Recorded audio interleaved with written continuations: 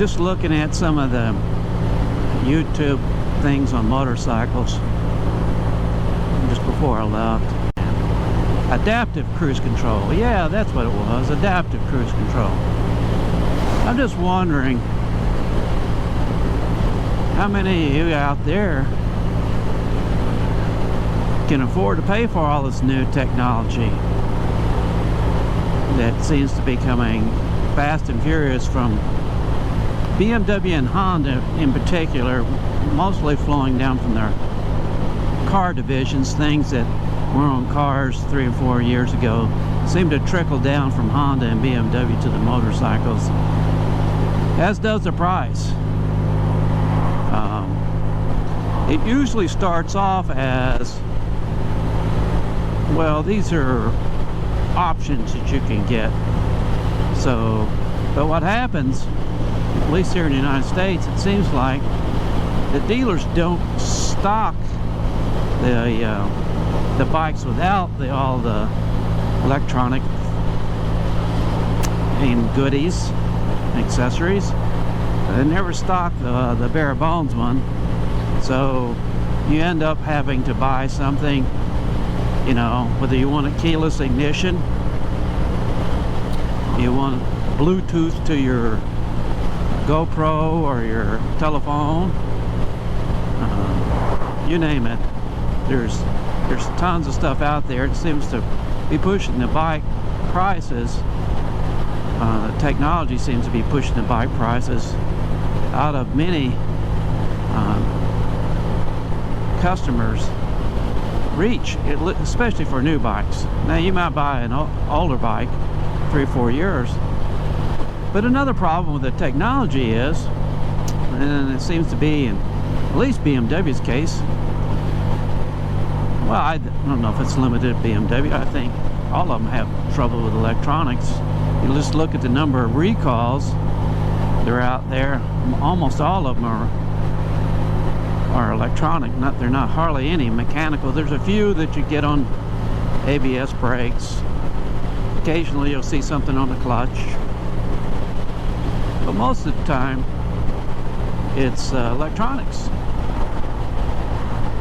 So, you know, if you look at reliability, electronics, man, BMW is not really good right now, and they're adding another stone on top of the rock pile of problems they have with the current electronics. People are having problems with TFTs. So I don't know.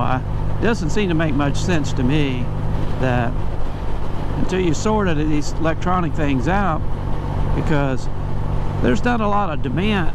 There is a demand for BMWs in the used market, but there's demand with caution, because the more electronics goodies you have on your bike, the more likely it is to fail, whether it's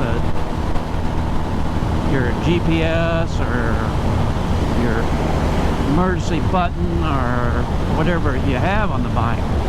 So you're almost, if you're going to buy a bike and you're going to keep it past the regular warranty period, it almost behooves you to buy the extended warranty, because the electronics are certainly bound to have some glitches, if not outright failures.